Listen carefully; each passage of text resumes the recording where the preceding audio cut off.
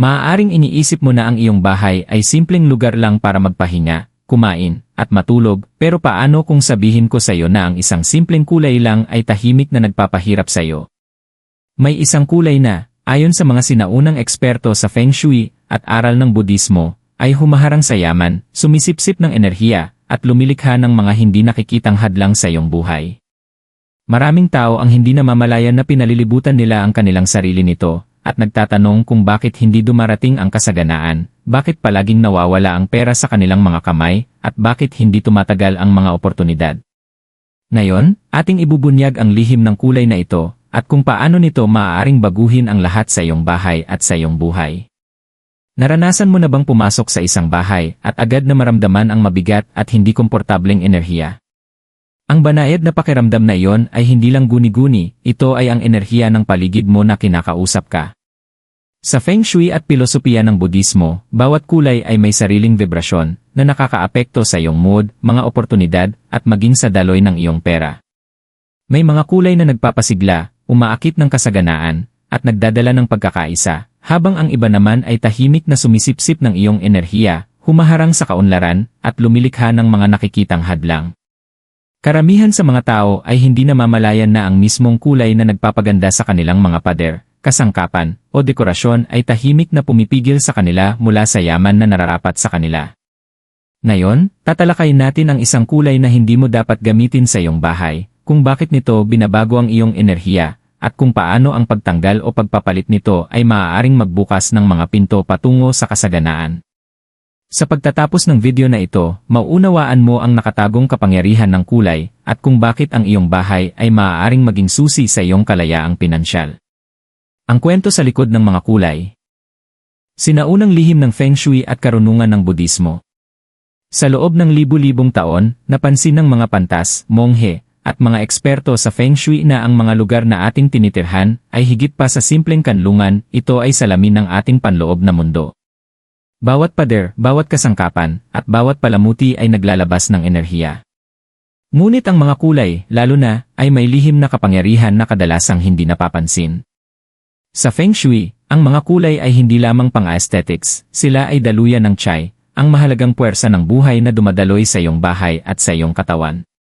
Kapag malaya ang daloy ng chai, dumarating sa iyo ang mga oportunidad, yaman, at positibong enerhiya ng walang hirap. Kapag nahaharangan ng chai, kahit ang pinakamadaling gawain ay nagiging mabigat, tila kakaunti ang swerte, at nananatiling malayo ang kasaganaan. Pinapahayag din ng mga turo ng Budismo ang karunungang ito. Madalas na pinipili ng mga monghe ang mga kulay ng may layunin, ginto para sa kaliwanagan, pula para sa proteksyon, puti para sa kalinawan, dahil nauunawaan nila na hinuhubog ng kulay ang kamalayan. Bawat kulay ay may sariling vibrasyon. May mga kulay na nagpapukaw ng pagiging mapagbigay, pagkamalikhain, at kapayapaan. Ang iba naman, sa nakakagulat na paraan, ay nagdudulot ng bahagyang pagtutol, stress, o kakulangan, kahit na ang kulay ay mukhang walang masama o maganda. Isipin ang isang kwento mula sa isang lumang nayon sa China. May isang pamilya na, sa kabila ng kanilang walang sawang pagtatrabaho, ay tila hindi umuunlad. Maganda ang pagkakadekorasyon ng kanilang bahay, ngunit ang isang pader sa sala ay ipininturahan ng isang kulay na tatawagin ng mga eksperto sa Feng Shui na humahadlang sa yaman. Sa kakaibang paraan, bawat buwan ay nahaharap sila sa hindi inaasahang gastusin, at gaano man karaming pagsisikap ang inilaan sa negosyo o ipon, palaging nawawala ang pera. Hindi ito malas, ito ay misalignment ng enerhiya. Isang simpleng kulay na hindi napansin at pinabayaan, ay tahimik na nagbalisa sa daloy ng kasaganaan sa kanilang buhay. Hindi natatangi ang kwentong ito. Sa paglipas ng mga henerasyon, maraming tahanan ang hindi namamalayang gumagamit ng mga kulay na nagdudulot ng tensyon o hadlang sa pananalapi. Ang mga pader, mga kasangkapan, at kahit maliliit na dekorasyon ay maaaring magdala ng vibrasyon na bahagyang nakakaapekto sa bawat desisyon, bawat oportunidad, at maging sa mental na kalinawan na kailangan para lumikha ng yaman. Sa pamamagitan ng pag-unawa sa sinaunang agham ng kulay, mas mauunawaan natin ang ating mga tahanan bilang buhay na espasyo, na maaaring magtaguyod ng ating kasaganaan o tahimik na humadlang dito. Sa susunod na bahagi, ibubunyag natin ang isang kulay na hindi mo dapat gamitin sa iyong bahay, at kung bakit ito maaaring tahimik na nagpapanatili sa iyo sa kahirapan, sa kabila ng lahat ng iyong pagsusumikap. Ang mapanganib na kulay na ibinunyag, ang isa lang na kulay na huwag mong dalhin sa iyong bahay. Matapos ang mga siglo ng pagmamasid, natukoy ng mga eksperto sa Feng Shui at mga pantas ng Budismo ang isang kulay na tahimik na humaharang sa yaman at kasaganaan, madilim o mapurol na kulay abo. Ito ay banayad, kadalasang pinipili dahil sa pagiging neutral, sopistikado, o upang bagay sa lahat, ngunit ang epekto nito ay malayo sa pagiging neutral. Kapag nangingibabaw ang kulay na ito sa iyong bahay, maaaring lumikha ito ng di nakikitang bigat sa iyong enerhiya, nagpapababa ng motibasyon, humahadlang sa mga oportunidad, at kahit bahagyang nakakaapekto sa iyong pananaw patungo sa kakulangan. Mapanganib ang kulay abo dahil ito ay nagtatago sa lantad na tanaw. Maraming tao ang nagpipinta ng buong pader, bumibili ng sofa, o naglalagay ng mga alpombra at kurtina sa kulay abo, naniniwala na ito ay nakakakalma o modernong estilo. Ngunit sa ilalim ng ibabaw, sinisipsip nito ang enerhiya sa halip na ipakita o i-reflect ito. Sa Feng Shui, itinuturing itong kulay na nagpapastop ng daloy ng chai, na lumilikha ng puwang ng enerhiya kung saan nahihirapang dumaloy ang positibo at yaman na akit na enerhiya. Pinapalakas ng mga aral ng Budismo ang pahayag na ito, ang mapurol na kulay abo ay maaaring sumisimbolo ng pag-aalinlangan, pagka-stagnate, at pagka-disconnect sa sigla ng buhay. Isipin ito, isang pamilya ang nag-renovate ng kanilang sala ng buo sa kulay abo. Sa simula, ito ay mukhang moderno at elegante. Ngunit sa paglipas ng panahon, tila dumadami ang kanilang mga bayarin, madalas ang mga pagtatalo, at pati ang mga proyekto sa trabaho ay humihinto. Nang palitan nila ang kulay abo ng mga mainit na kulay lupa, gintong accent, at malambot na cream, halos agad na nagbago ang enerhiya. Mas malaya ang daloy ng enerhiya, bumuti ang mood, at ang mga oportunidad, parehong pinansyal at personal, ay nagsimulang dumating ng natural. Ang aral ay malinaw, ang kulay abo ay maaaring mukhang walang masama, o uso pa, ngunit ang enerhiya nito ay tahimik na lumilikha ng hadlang sa pagitan mo at ng kasaganaan. Kung ang layunin mo ay yaman, kalinawan, at isang bahay na sumusuporta sa iyong mga pangarap, napakahalaga na maunawaan kung paano nakikipag-ugnayan ang kulay na ito sa iyong kapaligiran. Sa susunod na bahagi, tatalakayin natin kung paano nakakaapekto ang kulay na ito sa iyong enerhiya at daloy ng pananalapi, upang lubos mong maunawaan kung bakit ka nito pinananatiling mahirap, at kung ano ang maaari mong gawin upang maibalik ang balanse sa iyong bahay. Paano ito nakakaapekto sa iyong enerhiya at yaman, ang nakatagong hadlang na hindi mo alam na nandoon? Ang epekto ng madilim na kulay abo sa iyong bahay ay higit pa sa hitsura lamang. Ayon sa Feng Shui, ang mga kulay ay nakakaapekto sa daloy ng chai, ang enerhiya ng buhay na humahawak hindi lang sa kalusugan at relasyon, kundi pati na rin sa kasaganaan sa pananalapi. Kapag nangingibabaw ang kulay abo, kumikilos ito tulad ng espongha, sumisipsip ng sigla at nagpapabagal sa daloy ng chai. Ang pagka-stagnate na ito ay bahagyang nakakaapekto sa iyong pag-isip, na maaaring magdulot ng pakiramdam ng pagod, pag-aalinlangan, o hindi makapagpasya, kahit na nasa harap mo na ang mga oportunidad. Itinuturo ng pilosopiyang Budismo na ang ating paligid ay salamin ng ating panloob na mundo. Ang isang kulay abo at mapurol na kapaligiran ay maaaring palakihin ang mga pagdududa at takot, pinapalakas ang pattern ng kakulangan sa pag-isip. Maaari mong mapansin na nagpo-procrastinate ka, iniiwasan ang panganib, o nakakaramdam ng patuloy na kakulangan ng motibasyon. Hindi ito katamaran, ito ay enerhiya na nahaharangan bago pa man ito makarating sa iyo. Ang yaman, na higit pa sa pera lamang, ay nangangailangan ng daloy, kumpiyansa, at kalinawan. Ang kulay abo ay tahimik na lumilikha ng enerhiyang ulap na nagbabalot sa iyong kakayahan na gumawa ng tamang desisyon, makita ang mga oportunidad, o magtiwala sa iyong instinct. Isipin na bumangon ka bawat umaga sa isang kwarto kung saan lahat ng pader, kurtina, o kasangkapan ay kulay abo. Mabigat ang enerhiya, at kahit ang sikat ng araw ay tila mapurol. Dalhin mo ang bahagyang bigat na ito sa buong araw. Ang mga negosyong transaksyon ay parang mabagal, dumarating ang mga hindi inaasahang gastusin, at ang pag-unlad sa pananalapi ay parang pag-akyat sa matarik na bundok. Ihambing ito sa isang lugar na puno ng mga kulay na nagpapalakas ng buhay, mainit na dilaw, buhay na berde, at malambot na ginto, at biglang bumubuti ang iyong mood, mas malinaw ang mga desisyon, at natural na dumarating ang mga oportunidad. Ito ang dahilan kung bakit binibigyang diin ng mga sinaunang eksperto ang maingat na paggamit ng kulay. Hindi ito basta dekorasyon, ito ay di nakikitang plano ng enerhiya para sa iyong buhay. Ang kulay abo ay hindi lang nagpapadulot sa isang silid, ito ay naghahanda ng entablado para sa mga na-miss na oportunidad, hinaharang na yaman, at naantala ng mga pangarap. Ang pagtanggal o pagbalanse nito ang unang hakbang upang gawing santuwaryo ang iyong bahay na sumusuporta sa kasaganaan, yaman, at kalinawan. Sa susunod na bahagi, tatalakayin natin ang mga karaniwang pagkakamali na ginagawa ng mga tao sa kulay na ito, kahit ng mga akala nilang iwasan nila ito, at kung paano ito itatama upang maibalik ang natural na daloy ng yaman sa iyong buhay. Mga karaniwang pagkakamali sa kulay na ito, hindi mo ba alam na inaanyayahan mo ang kahirapan? Maraming tao ang hindi namamalayang pinapahintulutan ang kulay abo na mangibabaw sa kanilang bahay, iniisip na ligtas o moderno ang kanilang pinipili.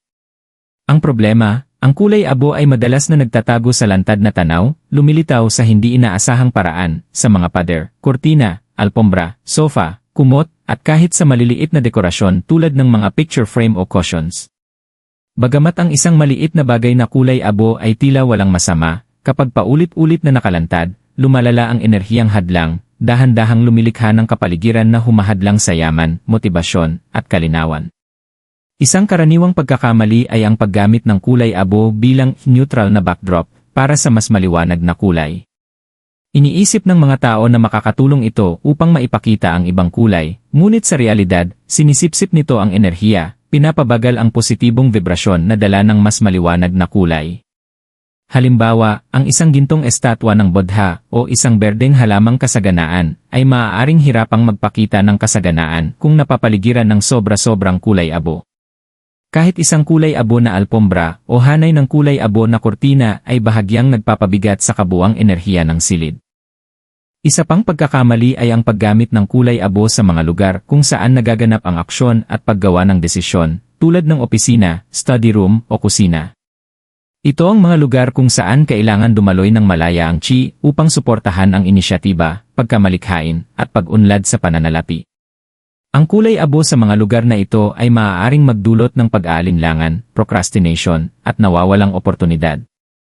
Madalas, sinisisi ng mga tao ang panlabas na kalagayan sa kanilang mga problema, hindi napapansin na tahimik na pinapalakas ng kanilang kapaligiran sa bahay ang pag-isip ng kakulangan. Minsan, iniisip ng mga may-ari ng bahay na ligtas ang pagpipinta lamang ng isang pader ng kulay abo. Bagamat tila maliit ito, itinuturo ng Feng Shui na kahit ang bahagyang dominasyon ng kulay abo sa mahahalagang lugar, mga pasukan, sala, o kwarto, ay maaaring makaimpluwensya sa iyong enerhiya sa malalaking paraan. Ang di nakikitang epekto ay nag-ipon, nakakaapekto sa iyong pananalapi, relasyon, at pangkalahatang pakiramdam ng kagalingan. Ang pag-unawa sa mga karaniwang pagkakamaling ito ang unang hakbang tungo sa pagbabago.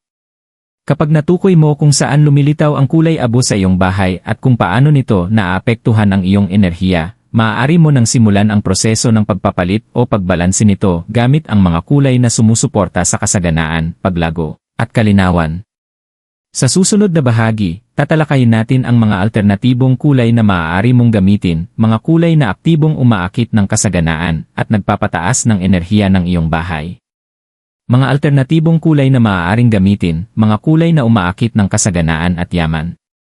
Kapag naunawaan mo na kung paano hinaharang ng kulay abo ang enerhiya at yaman, ang susunod na hakbang ay imbitahan ang mga kulay na aktibong umaakit ng kasaganaan at pagkakaisa sa iyong bahay. Binibigyang diin ng Feng Shui at aral ng Budismo ang kapangyarihan ng mga mainit, buhay na buhay, at nagpapatibay ng buhay na kulay na lumilikha ng positibong daloy ng chai. Ginto at dilaw, ang mga kulay na ito ay sumisimbolo ng yaman, optimismo, at kumpiyansa. Ang gintong tono ay partikular na epektibo sa mga lugar kung saan ginagawa ang mga desisyon sa pananalapi, tulad ng opisina o study room sa bahay. Isang gintong accent wall, maliit na estatwa, o kahit mga dekoratibong cushions, ay maaaring palakasin ang enerhiyang umaakit ng pera at mga oportunidad. Berde, ang kulay ng paglago, sigla, at pagbabagong buhay, ang berde ay nag-udyok ng kasaganaan at balanse. Ilagay ang mga berdeng halaman, emerald na dekorasyon, o berdeng accent sa mga sala at lugar ng trabaho upang pasiglahin ang enerhiya ng buhay at imbitahan ang kasaganaan. Ayon sa aral ng Budismo, ang berde rin ay kumakatawan sa habag at pagkakaisa, na sumusuporta sa emosyonal na kagalingan habang lumalago ang iyong yaman. Malambot na cream at puti, ang mga neutral ngunit nakakaangat na kulay na ito ay nagpapalakas ng kalinawan, focus, at mental na enerhiya. Lumilikha sila ng maliwanag at bukas na kapaligiran na nagpapahintulot sa positibong enerhiya na dumaloy ng malaya. Ang creamy walls o puting kasangkapan ay tumutulong na balansihin ang anumang natitirang kulay abo at nagsisilbing malinis na canvas para sa pagdagdag ng mga elemento na umaakit ng yaman. Mga lupaing kayumanggi at terracotta. Ang mga kulay na ito ay nagpapatatag ng tiyay at nagbibigay ng pakiramdam ng seguridad, lalo na sa mga kwarto o pasukan ng bahay. Sinusuportahan nila ang pangmatagalang katatagan sa pananalapi at lumilikha ng mapag-alaga at protektadong kapaligiran sa pamamagitan ng maingat na pagpapalit ng kulay abo gamit ang mga kulay na ito. Nagsisimula mong ialin ang enerhiya ng iyong bahay sa kasaganaan. Kahit ang maliliit na pagbabago, tulad ng pagpapalit ng gray cushions sa ginto o pagdagdag ng mga berdeng halaman, ay maaaring malaki ang epekto sa kapaligiran.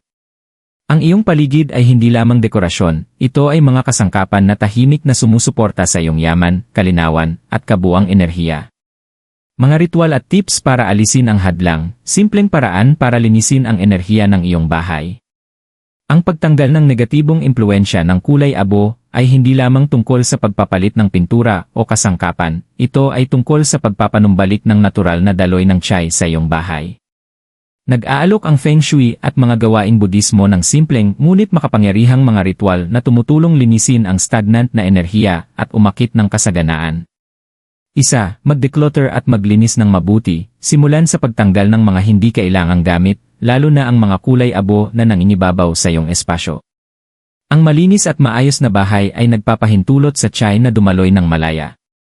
Bigyang pansin ang mga sulok at mga nakatagong lugar kung saan karaniwang tumitigil ang enerhiya, tulad ng ilalim ng kama, likod ng sofa, o sa mga closet. 2. Gumamit ng asin at tubig. Ginagamit ang asin sa loob ng maraming siglo sa mga ritual ng Budismo para linisin at protektahan. Ilagay ang maliliit na mangkok ng asin o saltwater sa mga lugar kung saan may kulay abo, lalo na sa mga pasukan o sa wealth corner. Sinasipsip nito ang stagnant na enerhiya at pinipigilan ang negatibidad na manatili. Palitan ang asin ng regular upang mapanatili ang bisa nito. 3. Magpasok ng natural na liwanag. Sinasipsip ng kulay abo ang enerhiya, kaya nagiging mapurol ang espasyo. Ang sikat ng araw ay natural na nagpapalakas ng tiyay. Buksan ang mga kortina, linisin ang mga bintana, at hayaang mapuno ng liwanag ang iyong mga silid. Hindi lamang nito binubuhay muli ang espasyo, kundi nagbibigay din ng enerhiya sa iyong isip, katawan, at espiritu. 4. Magdagdag ng mga simbolo ng yaman at masiglang kulay, magdagdag ng ginto, dilaw, berde, at cream na accent upang kontrahin ang kulay abo. Ang mga bagay tulad ng maliit na gintong mangkok, berdeng halaman, o cream-colored na cushions, ay makakatulong i-redirect ang enerhiya patungo sa kasaganaan. Sa Feng Shui, ang paglalagay ng mga ito sa wealth corner, karaniwan sa pinakakaliwang sulok mula sa pangunahing pasukan, ay nagpapalakas ng daloy ng kasaganaan. 5. Magsagawa ng visualization rituals. Maglaan ng ilang minuto araw-araw sa pag-imagine ng masiglang enerhiya na dumadaloy sa iyong bahay. Isipin na ang mga kulay abo ay nagiging buhay na kulay na nagpapasigla sa bawat silid ng liwanag, init, at oportunidad. Madalas gamitin sa Budismo ang visualization sa meditation upang ialiin ang internal at external na enerhiya, pinapalakas ang kasaganaan at kalinawan. 6. Sound cleansing. Ang mga kampana, wind chimes, o kahit palakpakan sa mga sulok ay makakatulong putulin ang stagnant na enerhiya. Ang mga sound waves ay tumutulong sa paggalaw ng tiyay, tinatanggal ang bigat na kaakibat ng kulay abo. Gamitin ang mga ito, lalo na pagkatapos maglinis o magpinta, upang i-activate ang bagong enerhiya.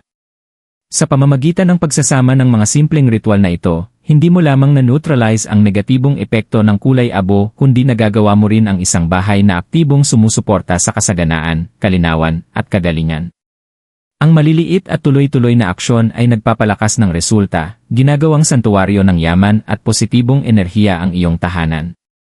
Personal na kwento testimonial, paano binago ng isang pagbabago ang aking buhay? Ibinahagi ni Maria, isang matagal ng tagasunod ng Feng Shui, ang kanyang kwento ng banayad ngunit patuloy na mga pinansyal na pakikibaka. Sa kabila ng kanyang masigasig na pagtatrabaho at maayos na pamamahala sa pamilya, tila hindi tumatagal ang mga oportunidad. Moderno at stylish ang kanyang bahay, ngunit nang inibabaw ang kulay abo sa bawat sulok, mula sa mga pader ng sala hanggang sa tiles ng kusina. Hindi niya alam na ang tila neutral na kulay na ito ay tahimik na pinipigilan ang kanyang enerhiya at humaharang sa kasaganaan. Matapos matutunan ang nakatagong kapangyarihan ng mga kulay, nagpasya si Maria na gumawa ng pagbabago. Pinalitan niya ang mga kulay abo ng malambot na cream tones sa mga pader, nagdagdag ng gintong accent sa mga shelves, at naglagay ng luntiang mga halaman sa bawat silid.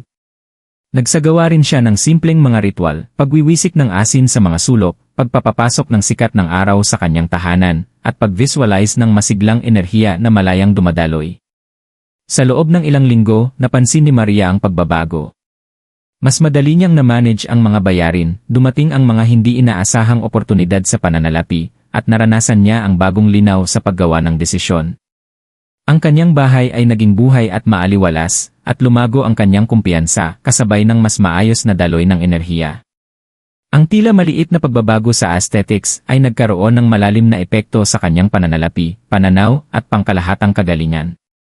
Ipinapakita ng kwentong ito ang isang makapangyarihang katotohanan, ang mga kulay na pinalilibutan natin ay hindi lamang dekorasyon, sila ay aktibong kalahok sa enerhiya ng ating buhay. Sa pamamagitan ng pag-unawa kung aling mga kulay ang nagpapalago ng kasaganaan at alin ang humaharang dito, maaari mong baguhin hindi lamang ang iyong bahay, kundi pati ang iyong pinansyal na realidad at panloob na kapayapaan. Huling kaisipan at call to action, ang iyong bahay, ang iyong enerhiya, ang iyong yaman, kumilos ngayon. Ang iyong bahay ay higit pa sa mga pader at kasangkapan, ito ay buhay na extension ng iyong enerhiya, na may kakayahang makaapekto sa iyong yaman, relasyon, at personal na paglago. Ang mga kulay na pinipili mo ay may di nakikitang vibrasyon na maaaring magpalago ng kasaganaan o tahimik na humadlang dito. Ang madilim na kulay abo, bagamat banayad at kadalasang itinuturing na neutral, ay napatunayang sa mga eksperto sa Feng Shui at aral ng Budismo na nagpapahina sa Chai, nagpapalabo sa iyong paghatol, at lumilikha ng mga hadlang sa kasaganaan. Ngunit ang magandang balita ay nasa iyo ang kapangyarihang baguhin ito. Sa pamamagitan ng pagtukoy sa mga lugar na kulay abo sa iyong bahay at pagpapalit nito ng mas buhay, nagpapatibay ng buhay na kulay, ginto, dilaw, berde, cream, at mga kulay lupa, iniimbitahan mo ang kasaganaan, kalinawan, at pagkakaisa sa iyong buhay. Ang maliliit na pagbabago, kasabay ng simpleng ritual tulad ng paglilinis ng mga sulok gamit ang asin, pagbubukas ng bintana upang mapasok ang sikat ng araw, at paggamit ng mga visualization teknike, ay maaaring gawing santuwaryo ng kasaganaan ang iyong bahay. Maglaan ng sandali ngayon upang obserbahan ang iyong paligid. Pansinin ang banayad na impluwensya ng mga kulay sa iyong paligid. Gumawa ng mga may kamalayang hakbang upang alisin ang kulay abo na humaharang sa enerhiya at palitan ito ng mga kulay na sumusuporta sa iyong mga pangarap. Ang iyong bahay ang unang hakbang tungo sa pag-akit ng yaman, oportunidad, at positibong enerhiya na nararapat sa iyo. Huwag maghintay, bawat araw na ipinagpapaliban mo, tahimik na pinipigilan ang iyong kasaganaan. Tandaan, nagsisimula ang kasaganaan sa bahay. Magsimula sa kulay, enerhiya, at intensyon, at panoorin kung paano tumutugon ang universo.